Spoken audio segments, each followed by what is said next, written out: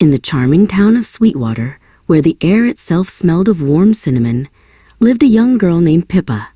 She dreamt of baking perfect pastries, but her Aunt Brittle made her scrub sticky floors and wash mountain-high piles of dusty flour sacks all day long.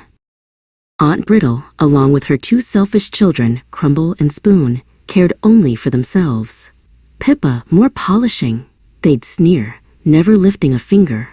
They were busy preparing for the biggest event of the year, the legendary golden rolling pin contest. While the others loudly and badly practiced their terrible recipes, Pippa would sneak away late at night when the house was quiet. She would use the leftover scraps and whispered her sweetest dreams into the mixing bowl, creating a perfect, impossibly light pastry she called a starlight soufflé. On the morning of the contest, with a wicked gleam in her eye, Aunt Brittle snatched Pippa's precious ingredients. "A kitchen maid has no business competing," she hissed, and with a heavy thud, she locked Pippa in the dark, dusty pantry with nothing but old jars of forgotten spices. Pippa didn't cry. She took a deep breath and looked toward the back wall. There, taped up and forgotten, was a torn cookbook page, her late mother's secret recipe for the starlight soufflé. It was faded, but one line stood out. "The key is passion." Her fingers searched, and she found a spare, rusty key hidden deep inside a jar of old, dried lavender.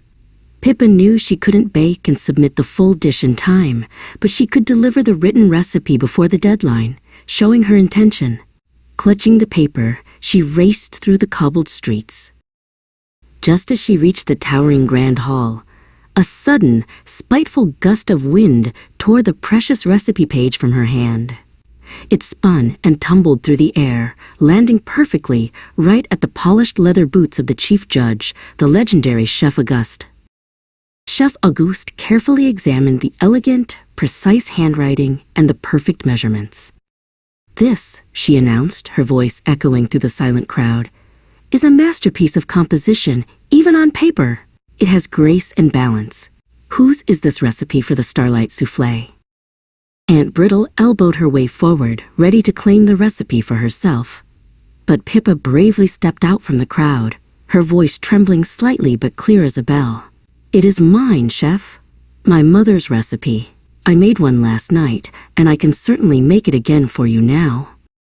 Chef Auguste gave a genuine, heartwarming smile.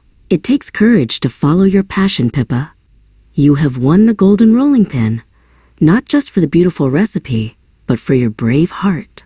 And from that day on, Pippa finally baked with pure joy, and the town of Sweetwater truly became the sweetest place on earth.